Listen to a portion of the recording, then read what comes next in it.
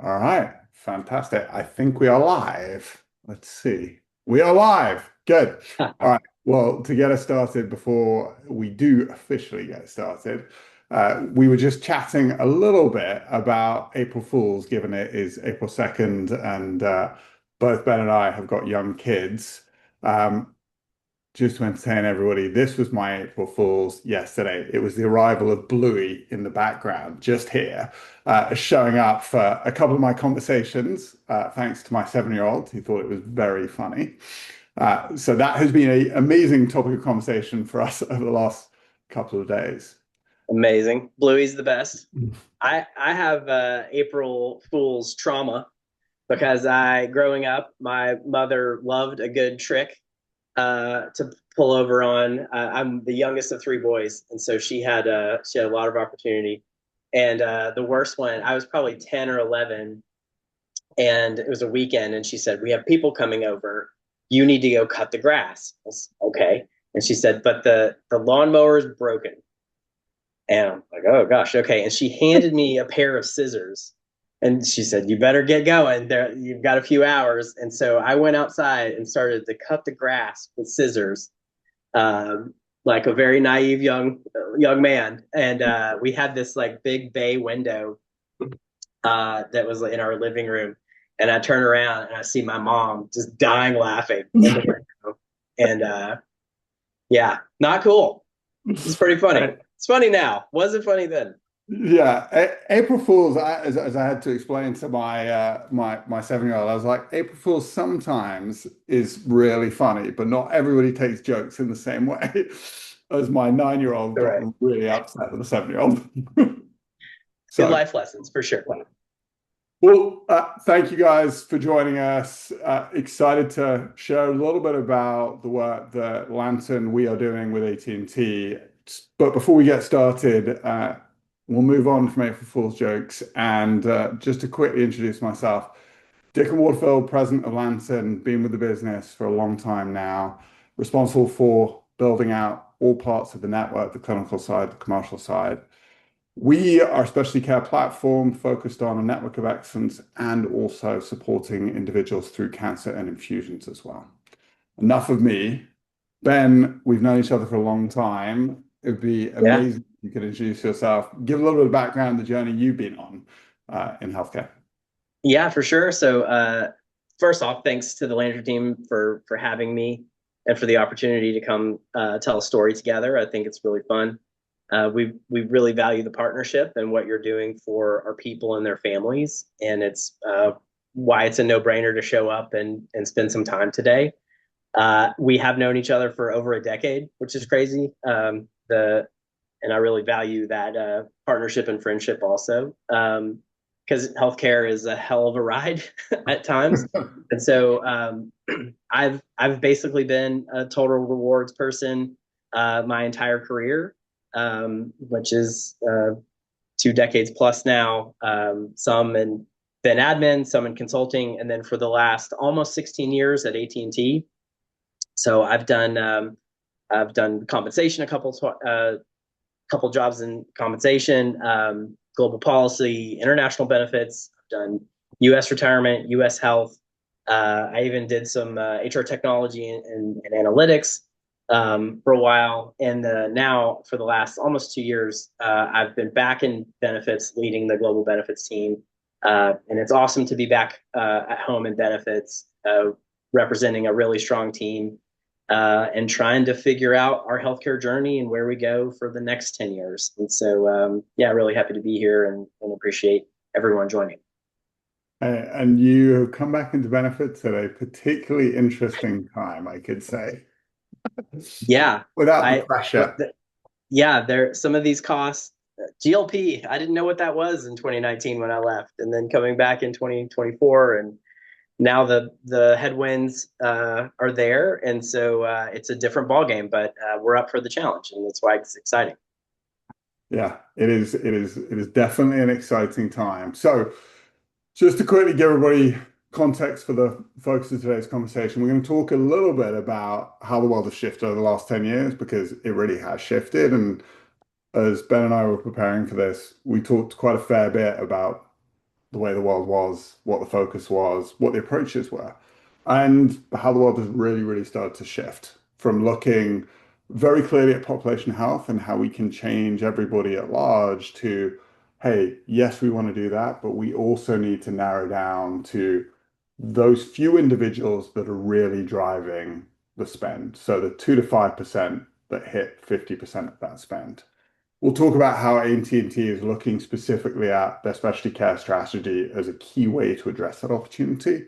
We'll talk a lot about AT&T's North Star and how we think that is a great way to help guide strategy from a healthcare perspective. And then we'll leave you with some questions that we think are helpful to help test and really validate that strategy as additional pressures come to mind because they are only coming more and more at us every day. But before we get started, we thought we'd start with a quick poll for the audience. So it'd be great if everybody can answer the questions. These should pop up for you at the moment, and then we'll immediately show the results for everybody. So trying to understand where is everybody from a strategy perspective. Are you still actively looking to add new point solutions? Are you actually in consolidation mode, looking to reduce that vendor noise? Or are you actually keeping up that high demand? Or are you moving to a much higher bar for ROI proof? And then finally, how are you looking at the broad population? And are you shifting away from that to more high-cost specialty care solutions? Okay. So that is, and here we go. We've got the poll results starting to come in. I was just informed by the system that I'm not allowed to vote as a host. I don't know if I love that, but that's All okay. right. I'm Well, interested in Ben, what everybody says. yeah. So I'm curious. While everyone's responding, where would you lean on this particular question? Yeah, I was going to vote D, but it wouldn't let me. But and I think you hit on in the key takeaway piece something that we're experiencing every day, and I'll just share directionally kind of where we are. About that top 5% is driving almost 2/3 of our costs. And so while we will always have programming and opportunities available for the entire population, we now know that managing that kind of top of the pyramid, as we talk about it, and the most complex situations that are driving costs in our plan, like that's where we're spending more time than ever. Yeah. And it's interesting. I think what we are seeing here, certainly if I look at the poll respondents, is we're keeping what we've got, but we're demanding a higher bar for ROI proof. We've seen that more and more. We've seen it in the detailed questions that come now in the evaluation processes. People are getting much more focused on understanding that ROI and the time of the ROI. And I think we've moved away from a, hey, we need a high level ROI over a 3-year period to suddenly, how do I look at that very specifically? What is cost avoidance? What is hard dollar unit cost savings? And that has really driven a lot of people shift as they've started to evaluate things. I think one of the other interesting things here is the consolidation question. I think we've seen a lot of employers move to a world of what can I buy through my health plan because I have all these different solutions and I don't want to manage them all. And can I manage them? Uh, Ben, curious from your perspective, what's AT&T's strategy on the consolidate through the health plan or not? And obviously you're different to many people, but curious what your strategy's been on that. Yeah, I think we've been in the consolidation mode, and it gets it. We'll talk, I think, more about it when we look back at kind of the shift in our North Star or primary focus. But there, just to give a little bit of a preview, there was a time where we had the terminology light up the Christmas tree, right? Because our point of view was we're going to find these best of breed, best in class point solutions, and if we have 60 of them, or whatever the number was at the end of the day, like that was fine. It's incumbent upon us to navigate people through data or through campaigns into the right door or into the right funnel. That's just really hard, and that was too much, right? That was too much for us. So I love the fact, and I hope that we can do this together.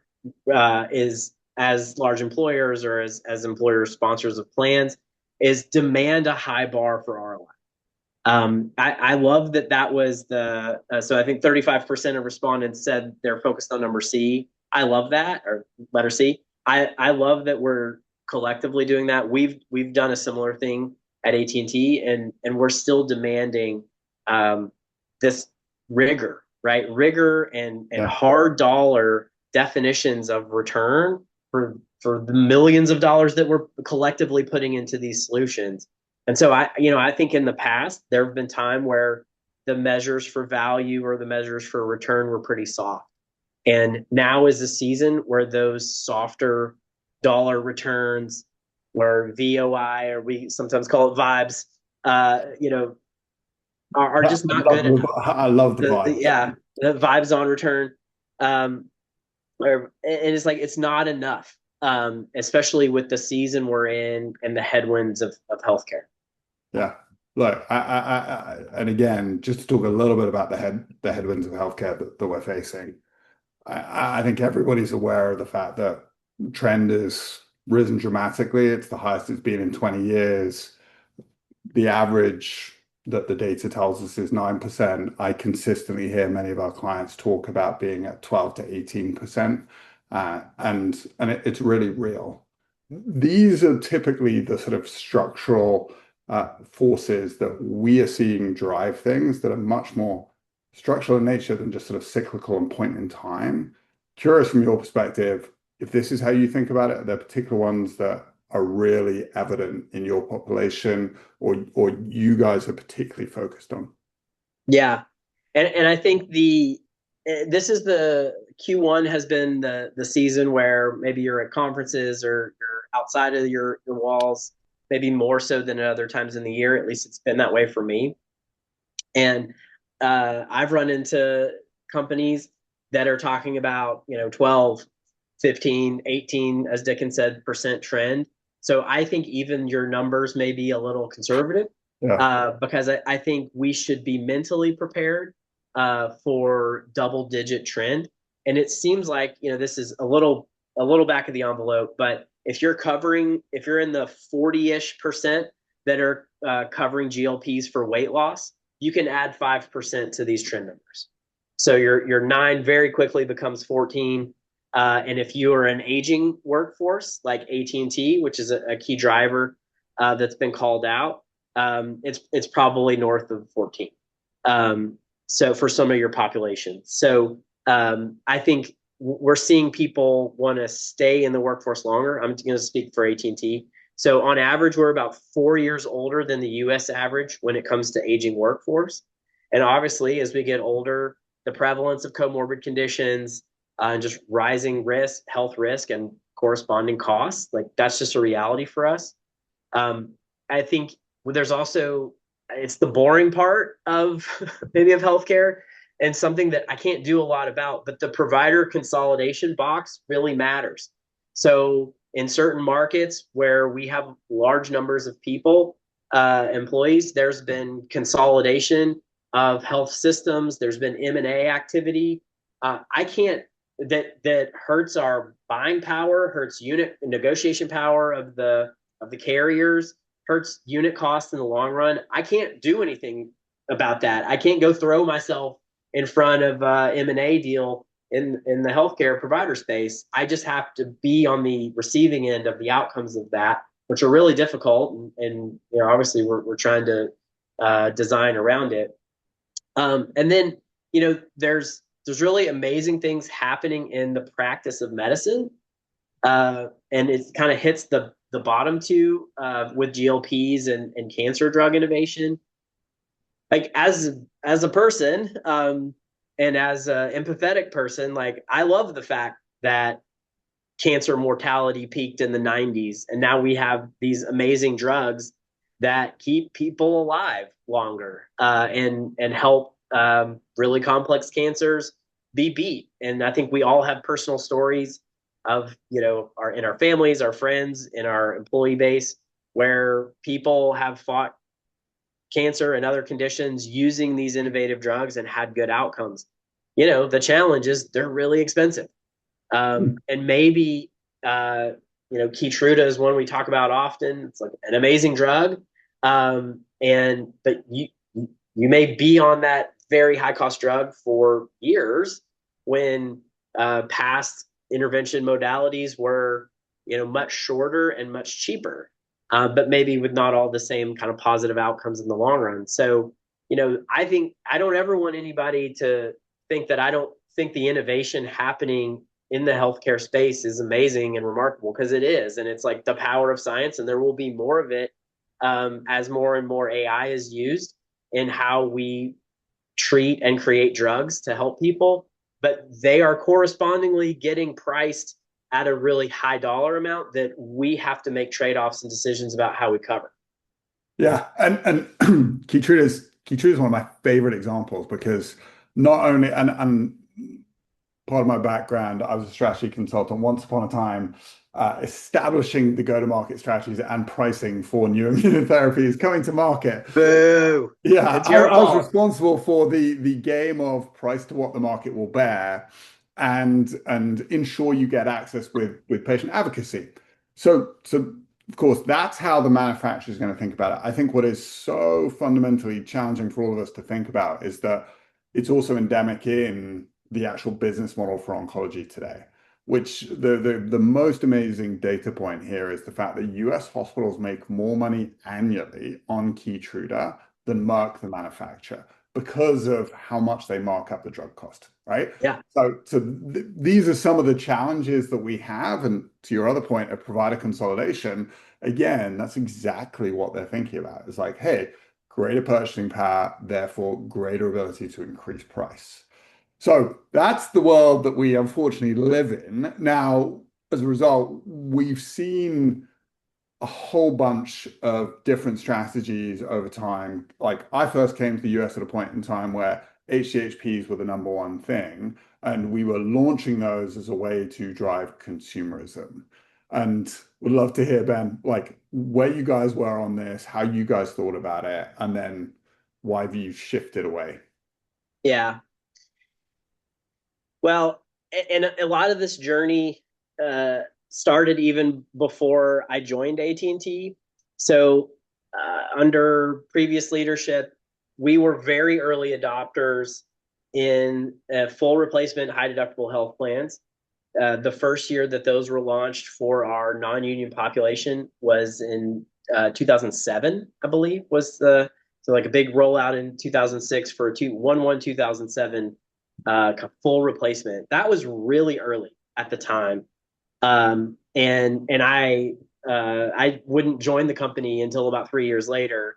But there was a lot of bold leadership from members of the benefits team and the HR team within AT&T to go push those really disruptive and new ways of thinking about plans forward. And so we thought that if we can unlock, so we get the full value of HSAs, and then we're going to go fight this battle to unlock and repatriate data, the pricing data and the data, claims data that we felt very passionately was our data. And predecessors of mine, Marty Webb, did an amazing job of and wrote a very famous letter, I think in 2012 or 2013, that he penned, but had 30 other companies sign, basically sent to the carriers saying, "This is our data and we want it." And the thinking, right, was you had these venture-backed startups.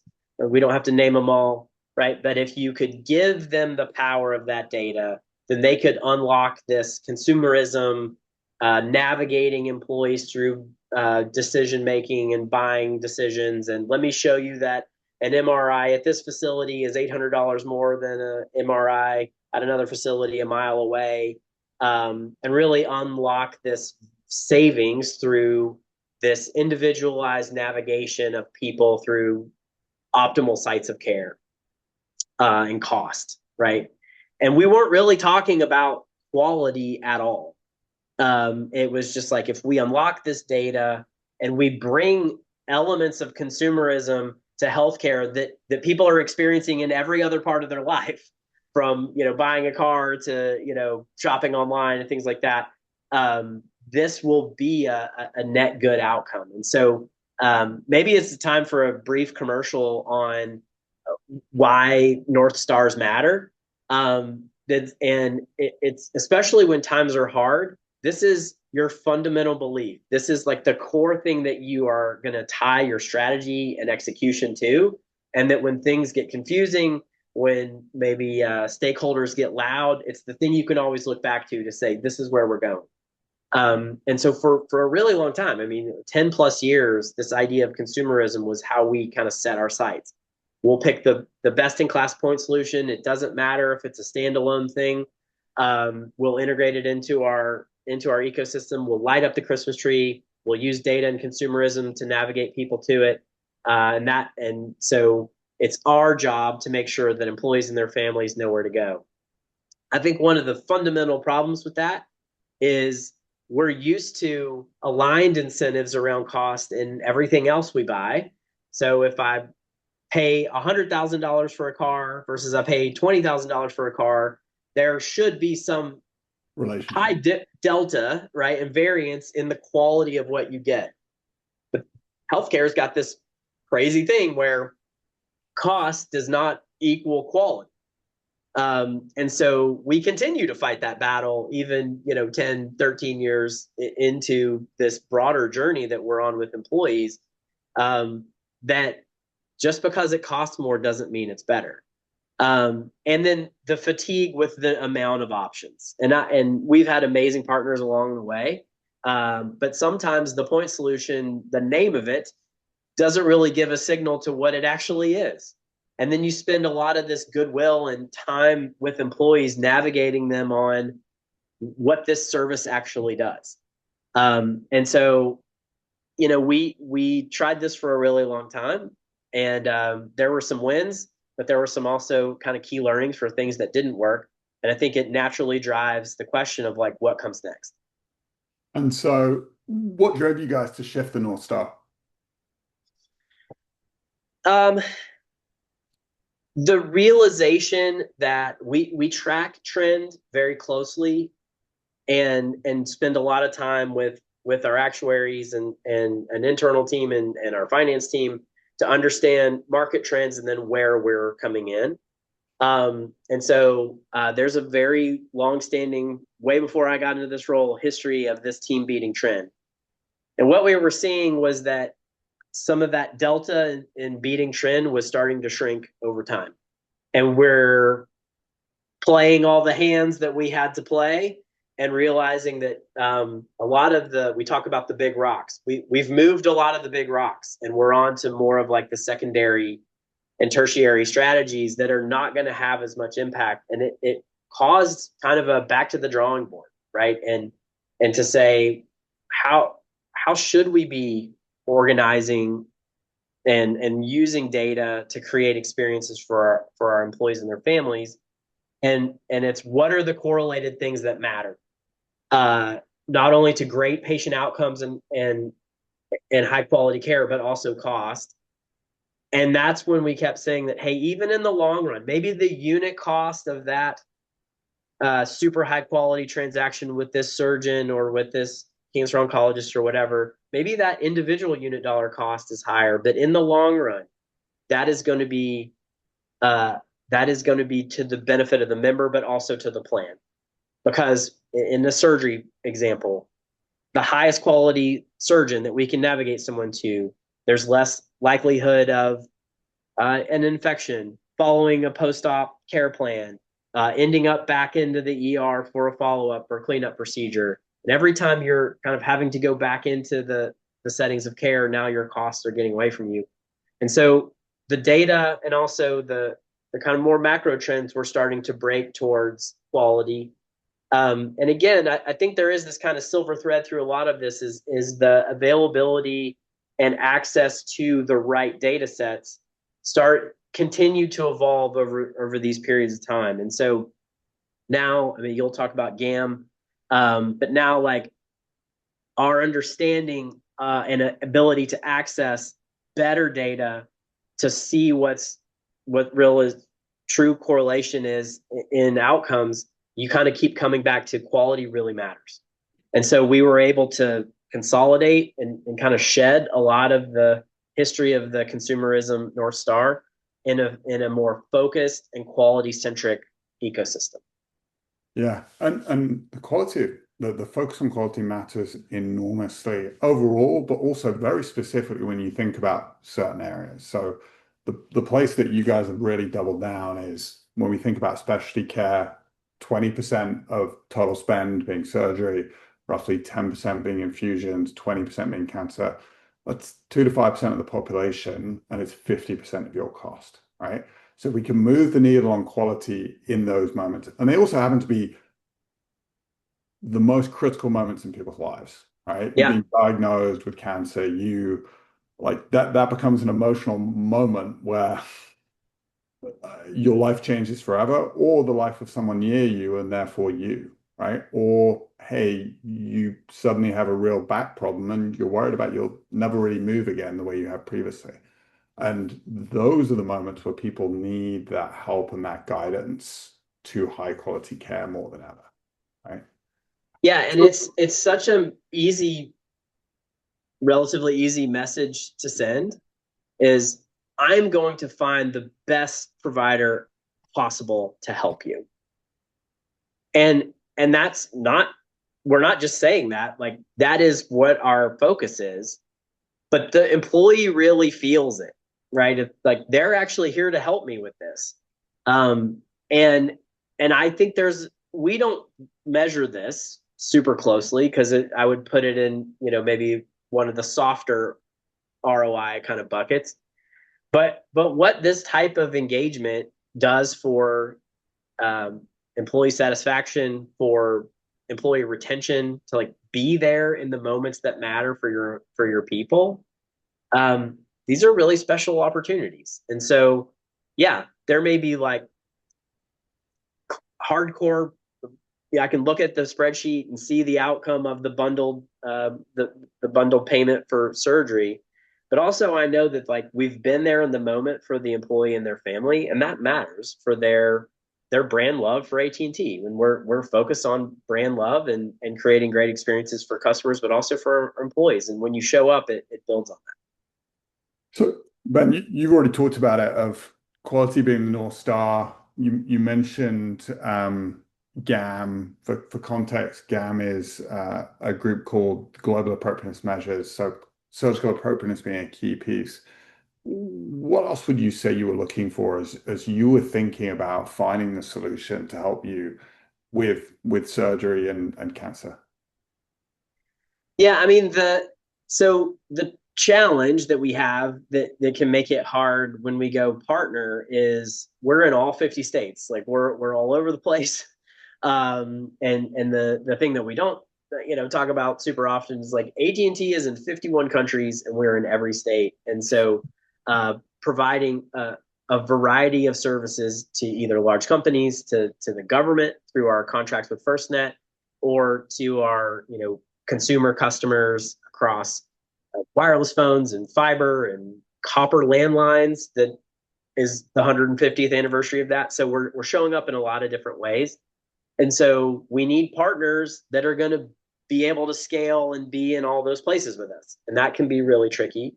And so, Dickon, I think kudos to you and your team for being able to kind of scale as we need to scale. And, sometimes the best setting of care for someone that's in rural Oklahoma might be to come to Dallas and drive 2.5 hours to be in the right setting of care and to get that minimum quality that we would think is appropriate, right? And we're trying to find the best care and in the right setting at the right time. So I think your ability to be there and scale geographically the way we needed to scale was a big part of this. And again, we wanted to see this like real proven hardcore dollar ROI, right? So no more of the soft vibes. Like we need to start to bend the cost curves, and so that's going to mean real savings. And so I think between whether we're talking, you know, bundled payments for surgery, or the work you help us do with negotiating costs for cell and gene therapies, which we'll get to in a little bit. Like these show up in real dollar savings for the plan. And we're in a season of healthcare between kind of headwinds and tailwinds where the hard dollars matter. Yeah, and the hard dollars when it comes to surgery are really impactful. Like that is one of the greatest opportunities we have in healthcare is to lower cost of care through surgery. So just to give everybody a little bit of context, we think of ourselves as a specialty care platform. Our network of excellence has grown out of what most people have thought historically of the world of centers of excellence. Our evolution of that is about the point Ben's just made of localized access nationally, right? Yes, someone will drive maybe a couple of hours from Oklahoma to Dallas, but will they fundamentally get on a plane and travel? And what we've seen is they will for life-threatening moments, be it a cardiothoracic valve replacement, be it because I've got diagnosed with stage 4 cancer and I desperately need to go to MD Anderson, Memorial Sloan Kettering, pick your name, right? But for what we would call really critical, high quality care, but is more routine every day. Orthopedics is a great example. GYN is another good example. That's what people want localized care. We've also launched a specialty care management platform specifically focused on cancer today because we think that is very different. And we'll talk more about that in a moment. We believe fundamentally you need to build trust to be able to navigate people into the network for cancer. And if you can't build that trust and support that member, there's no way you can ever place them within a provider or a network broadly. We also have a set of integrated partners so that we can support members through that journey, that ecosystem. We'll talk more about that in a moment when it comes to imaging as a key part of the overarching solution that we've been launching for AT&T. And then all of that's underpinned by our care team supporting members through that journey, our full stack administration, us being a licensed TPA, that gives us flexibility to do things like adjudicate and manage cell and gene therapy claims for AT&T with another partner, ETS. Also using data to engage people at the right moment so that we really get to people at the beginning of their journey versus just find them halfway through or at the end. And then that's underpinned by a value-based care approach using prospective bundles, but also the pricing in terms of we get paid when we deliver value. Because again, to Ben's point, that's always been a really important part for them is we only want to have solutions that will get paid when they deliver real tangible value to us. So that's the platform. Ben's talked a lot about quality being central. This is a really important part of the evaluation process, is walking through and giving the confidence in our approach to quality here. So we think about quality in a couple of different vectors. First and foremost is we always think from a surgeon perspective first, getting to quality at the individual level, and that's even at qualifying surgeons at a specific procedural level. So for example, someone will be qualified for a joint replacement and a focus on the knee, but not the shoulder because that's a fundamentally different part of the body. So we need to ensure the quality at that level. We also need to ensure that the quality at the facility level is covered. And then we need to do continuous monitoring of that. That ensures that we can get high quality care when it's needed. But what it doesn't do is validate that it's appropriate. That is where we go into that second column, which is the work that we do with our partnership with Global Appropriateness Measures. This is a company founded out of Johns Hopkins, physician-led, looking very specifically about what physicians deem a group of their peers leading the industry of what is appropriate care around, for example, pre-surgical physical therapy as a way to avoid that surgery. Is that being done appropriately in enough cases to ensure this individual practices appropriately? These things are the data that we use with, again, as Ben highlighted, huge data sets, 10 years of longitudinal data on outcomes to understand how people practice to then establish should they be part of the network or not, right? That is also underpinned and supported by a patient safety organization so that we can actually give feedback to physicians based on the care they do with us is a really important part. The overarching part that we deliver is improved outcomes with significant surgical avoidance rates, roughly 30% in MSK, and then a complication rate of sub 1%. So that is what we've been working to deliver. And ultimately led to our partnership with AT&T, which has been a number of years. So we Yep. initially soft launched our surgery program in 24 with the launch of the cell and gene therapy program in partnership with ETS. Then in 2025, we launched the pre-65 retiree population for surgery with bariatric surgery, joint surgery, and spine surgery required for that population. And then we launched cancer across all of the self-funded medical plan enrollees. And then in 2026, the beginning of this year, we launched the active management and some of the bargain populations, uh, not with a required program, but with a voluntary program, looking specifically at waiving the member cost share as the incentive, essentially demonstrating to the point Ben made earlier of we want to show employees that this is the path forward. So AT&T is invested in that care by making this free for them. And again, it's all about demonstrating to them that this is the investment AT&T is making. Cancer, we're looking at expanding beyond that. Ben, before we move on, I think one of the key call outs here is you're taking different approaches depending on different populations, right? I'd Yeah. love to hear you talk a little bit about the why behind that and how you think about your different populations in terms of the approaches you take. Yeah.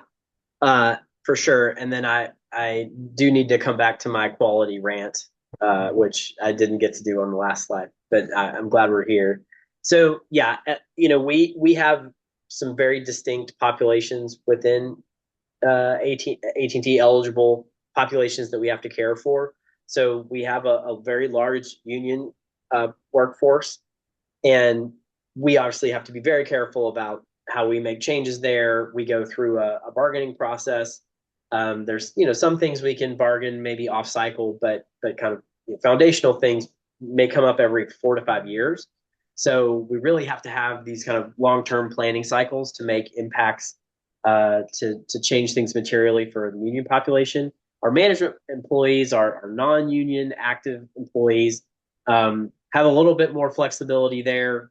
But again, like we want to be really mindful about how we navigate them, how we potentially create disruption for them. So in a very competitive market for talent, and there's some kind of key roles and resources that we want to make sure we retain for the business direction of AT&T. We've been a little slower to make some of these things like surgery mandatory. But then we do have a large population of Medicare and pre-Medicare retirees that again it creates an opportunity one for us to like try stuff and learn. And so a lot of the pilots or a lot of the kind of test ground for trying stuff happens with our management population and with our pre-65 population. And so, I recognize that not everybody has a variety of populations that you can go try stuff on. But I think a big part of our DNA, and I hope it extends beyond just AT&T, is in a time of double digit trend, we are going to have to take some swings and try stuff, and stop just tinkering with out of pocket maxes and deductibles and things like that, because we're not going to create the relief we need from these financial headwinds. And so I'm very fortunate to have kind of clear delineation of populations where we can try things and learn. And I was a little hesitant about the mandatory surgery launch for the pre-65 population, and it's gone very well. And sure, are there escalations now and then because people want to go to a certain doctor that might be their neighbor or they go to church with or something, like, yeah. But what this has done from a hard dollar cost to our trend has been a really big win. And now we're thinking about how we scale that more broadly. I do want to come back to the key thing on quality, and we don't have to go back in the slides per se, but I think as an employer or as a buyer, you really have to press all of your vendors on how they define, or potential vendors on how they define quality, because it is not all the same. And so, talking about a knee surgery, I think, Dickon, I think that at one point the number of clinical measures was like 77 for how you all evaluate the quality of a partial knee replacement. Other players in the ecosystem, other competitors have a less rigorous take on that, and their view may be 7 or 8 metrics. That matters if we're truly going to align to quality and have that be our North Star. It has to be the most complete definition, which kind of treatment to treatment or focus area to focus area may look different. The other thing too is quality may look different to your employees than it does to you. So, Yeah. a measure of quality that I don't really care much about is what the parking is like when you go to the provider, or what the magazines are in the waiting Yeah. room. That is a cool thing to put on Yelp, but it doesn't have anything to do with what we're seeing on the slide here, which is driving savings and ensuring high quality outcomes for our people. Yeah. So, if you're going to start to talk about quality, defining it and defining what it isn't may be helpful for you as a plan sponsor. I I think that definition of quality is really, really important. And it is different for a consumer or member because they don't have access to the data. They don't understand it always.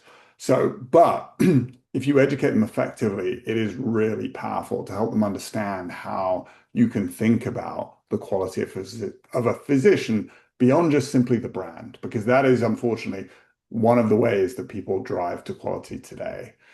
To come back to the point you made earlier of you guys chose to make this required. And I remember having the conversations at the beginning because one of my questions was like, are you sure you guys want to do this?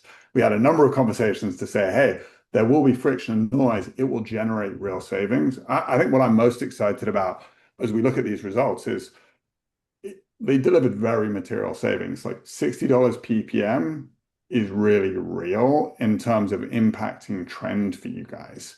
I think the connection of that to a member satisfaction score of 9 out of 10 for the members going through it is what makes me really excited. Because while many members won't necessarily want to, when they do use the program, they have a fantastic experience. And I think the Yep. connection of those two is really important, especially in an environment where they had to use the program, because no one likes choice being taken away. Yeah, that's exactly right. So And I think the thoughtfulness to how you all have set up really high quality care, and the care teams that surround the members as they go through it is really good work. And whether it's cancer or surgery, people just want to feel like there are professionals that are there for them. yeah, And so at the end of the day, if we get the right outcome, they don't even remember that it was required or not. They just know that their issue or situation has been resolved and they had a great experience all the way through. and you highlight a great point. For context, our care team is a care advocate, but partnered with, especially for something like a joint surgery, bariatric surgery, or spine surgery, a surgical nurse to give them confidence in the procedure they're going forward with, and also help them select that provider because we think that is really important. It also comes to a similar thing when it comes to cancer care. We've been fundamental believers that this needs to be oncology nurse led from the very beginning.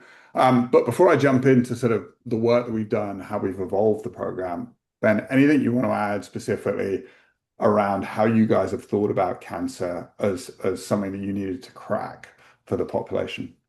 Yeah, it's our number one cost driver of spend. So obviously, just we want to. That's the logical place to start, right? Is where is driving a lot of cost for us, and what can we do better?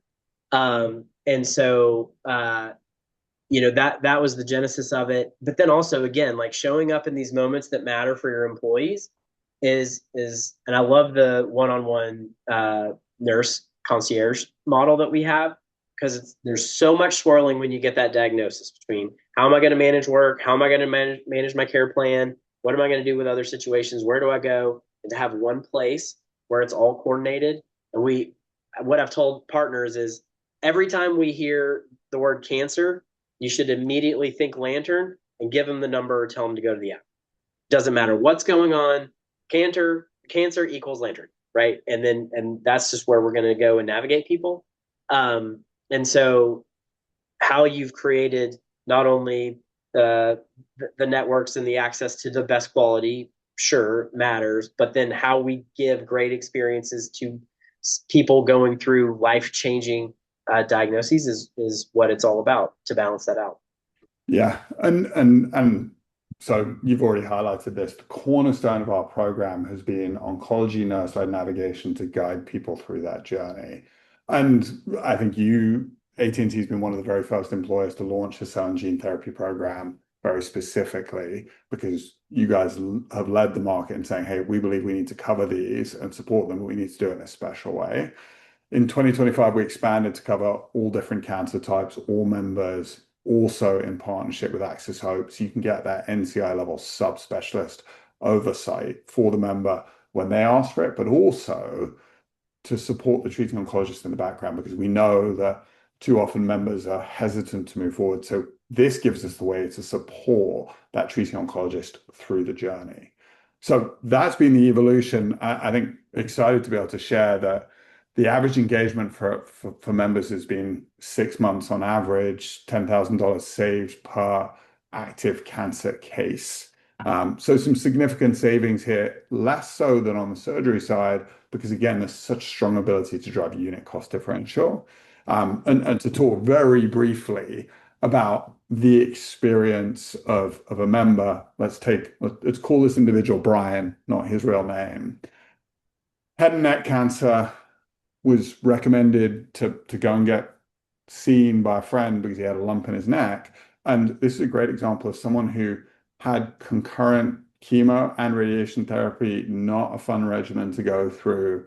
And we supported him for 13 months, offered multiple times a week supporting him so that we could be that consistent, neutral source of guidance and validation. They had gone through the right diagnosis process, but they were also on the right treatment plan. And then also educated around managing the side effects because nausea is real as a challenge when you're going through something like chemotherapy. He lost huge amounts of weight. And so helping support him around that to keep his overall health and well-being up was critical, but also the connection to the financial resources in the Yes. community. So these are all the things that we do as part of the program, which we think holistically are critical to support people through that journey overall. And I think AT&T's got a particularly amazing sort of North Star here of like, how can we take care of a member through what is such a hard challenge in their life? Right. And and let's be honest, get them back to work, right? I mean, so AT&T is a for-profit company, and we're very proud of how we show up for people with benefits and our partners. But at the end of the day, we need to serve our customers, which probably many of you on the phone are, and we appreciate that, right? And so, in order to give our customers what they need, we need our employees there. We need them engaged. We need them being their best selves, bringing their best selves to work. And so, yes, these are great stories, and they're great examples. But it enables Brian to be back at work serving people like you, and that is what we're here to do. And so there is this other part to it, right? And it's we need our workforce engaged and healthy to drive our business forward. And so and your companies are exactly the same. This is how we have to show up and do our part to support the business. So, given we're about to run short of time, I want to make sure we leave time for questions. I'll just jump through into sort of the what's next area. So, two of the different areas that AT&T has really lent into sort of focusing on specialty care in the platform. One is imaging, the others is infusions. When we think about imaging, huge opportunity to improve quality both in terms of the actual results coming out in the imaging, but there's also huge cost variation, right? The fact that the cost variation can be between $300 and $4,000 is sort of mind-blowing for something that we think of as being so standardized today, but unfortunately isn't. So AT&T has just launched Covera as a way to drive to higher quality care, get fantastic outcomes with the AI that they do to review the results of those, but also to support in terms of getting people access to high quality imaging centers where we're ensuring also quality, but also lower cost. That site of care component around imaging has been a huge opportunity. Uh, And then similarly is in infusions, recognizing that the reasons why US hospitals make more money on Keytruda is because they're administering that immunotherapy in their hospital that rather than in a amateur infusion center in a community oncology setting, or even for those people on monotherapy and very stable at home, where there are all opportunities to improve the experience but also significantly reduce the cost, right? Yeah. And I mean, that's you covered a lot there in a short period of time. The thing that really matters is site of care, site of care, site of care. And so that same thing applies to imaging as it does for infusions. And again, never forgetting or never missing quality, right? Because that is the North Star. But if there are equal quality uh, settings of care, we always want to navigate to the lower setting of care. And probably the member does, if the member once is able to do their infusion at home, I'm certain that that would be their preferred mode versus going into the hospital. And so we are starting our journey. We're in the very early steps and stages of this journey in these spaces. But just I think site of care is going to be a real driver and a real it should be a key theme for how we think about solutions in the near term here, especially until the headwinds start to subside a little bit. Yeah. Side of care, as you highlighted, such a huge opportunity to save money. So we're just about to break into questions. So please do drop them into the chat and we'll make sure we get to them. These were three things that we thought were helpful in terms of leading to ultimately thinking about your strategy. What is my benefit program North Star? Are my results that my vendors are delivering aligned to that North Star? And ultimately, is my plan design aligned with that North Star, but also my overarching saving strategy? So, Ben, And anything else you add? I'll Yeah. just weigh in on the North Star thing, and I'd said it earlier, but I go back to it. Um, Anybody can have a North Star when everything's going well. And it's 2018 and trend is 4%. Um, there wasn't a lot of attention, right? My guess is many of you are having conversations, maybe even uncomfortable conversations with people who haven't shown up in a while. People from finance, maybe the CFO is knocking on the door saying, "What is going on with your trend? What is going on with these rising costs? What are we going to do about it?" And so, in these kind of tougher times, in the times of the headwinds, I think is when you need a North Star more than ever, because it's very likely that you could be pulled in a variety of different directions. And I think if you don't have one, now is a time to really sit down and think about what that is. And if you are anchored to a North Star, um, double down and commit to it, because I think with these 10+% trend years that are on the horizon for multiple years, that your thinking could be tested. So now is the time to just commit to it more than ever, and that's an exercise that we've been doing. And as we've evaluated, should we make a shift? Are we on the right track? That exercise has led us to believe that quality is the right North Star, and we need to keep going with it. Yeah. I think getting really clear on that and staying true to it is never easy, especially when it gets tested. Um, Ben, a couple of questions coming in here. One of the first ones is, how have you thought about travel policy and reimbursement around travel policy as you think about site of care and locations and to what extent you're supporting people traveling or not, and how often you see that as actually being needed? Yeah, we do have a travel policy, our travel benefit that's in our plans. I will tell you that it's very rarely used, but it is maybe a couple times a year we have examples where there isn't adequate care in a market or in a geography for one of our people because we're pretty spread out. So we do have that travel benefit, but it is not, I wouldn't say it's widely used. And not only are we comfortable with it from a benefits perspective, but our leaders are. Um, and so that's been helpful that we have a very supportive group of business unit leaders that understand. Sometimes pretty rare, but sometimes we need to travel people or their families to the proper setting. Um, I mentioned Oklahoma and Dallas because that's a very real thing. We have a dependent, a child that is doing a gene therapy, and the best setting of care for that family was just down the street at Children's here in Dallas. Because they were in a more rural part of Oklahoma. And so that was the right thing for that family. But for most of our people, there'll be a local option that doesn't require significant travel. Yeah. And I think we had a stat certainly on the surgery side where um, 90% plus of individuals are able to get access to care locally in their market. It's typically 10% or less that are actually traveling significant distances, because we know that they won't do it is quite frankly the reality. Um, there are instances where it does make sense. Ben just gave a great example. Uh, Another question that came up was a question on infusions, and is this cancer infusions? This is all infusions. Typically, we think about infusions as the broad bucket of all. The first question though, going into any opportunity for infusion site of care is what is clinically appropriate, right?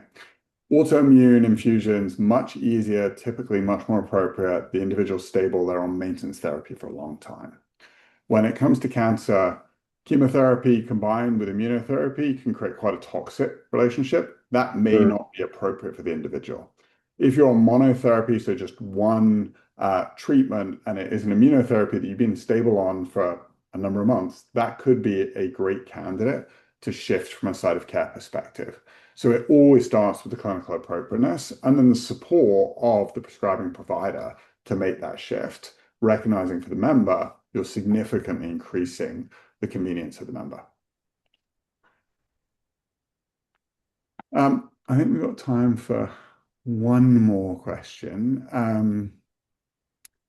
I think from how you've thought about the plan design, Ben, as you think about it today, you're using a waived member cost share for the bargained and for the active management. How have you thought about testing that sort of like, do we make something required? Do we not? How do you evolve that strategy? Yeah, and that's very clearly not something that we just unilaterally decide from a benefits perspective, because I do think that that's a very real place where disruption to the employee base could be a real thing. And so that is something that we are looking at, but with a lot of input from business unit leaders as well, and even working with some of our like people analytics and culture and inclusion teams to try to understand employee disruption, um, and even model some of that out. So the we have a core business that we need to run. We need our people here. We need them healthy. Um, we're trying to navigate these costs, but we're also trying to find the right balance with our whether you call it employee value proposition or employee offer, talent offer. Um, so I think that one is it's a bit of a balance, and I think it's very possible. This is a place where you do another kind of pilot or trial, right? Is there a particular type of um, procedure or care path that has required components to it? What can we learn from that? So I think we're being cautious um, to consider how we scale out what comes next, with a lot of input from people outside HR and benefits, just to keep it balanced. So, but I do foresee more pilots in the future for how we want to handle this. Yeah, and just to add my perspective, I think it's critical that you get the business buy-in because ultimately, when there is friction, they're going to go to their leaders, and you need to have their support to maintain that strategy because there is friction and people do push back, and understanding that is critical. So, look, with that, I think we're up on time. Huge thank you, Ben. Huge thank you to the audience for joining us today. Please do let us know if there are further questions. We'll make sure we follow up and answer them. But big thank you, Ben. Really appreciate it. Thank you.